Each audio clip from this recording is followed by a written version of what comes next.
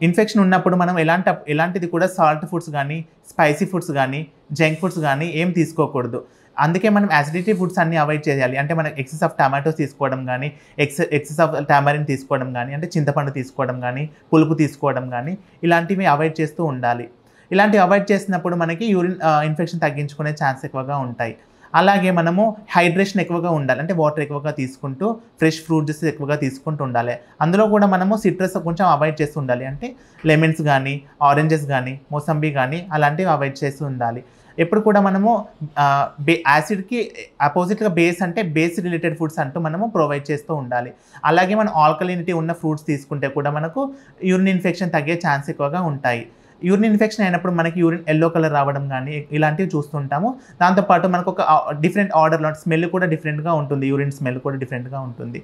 అందుకోసమే మనము హెల్తీగా సమ్మర్‌లో మనకి మెయిన్‌గా ఇన్ఫెక్షన్ ఉంటుంది కాబట్టి ఎక్కువగా వాటర్ తాగుతూ బాడీని హైడ్రేషన్‌గా ఉంచుకోవాలి.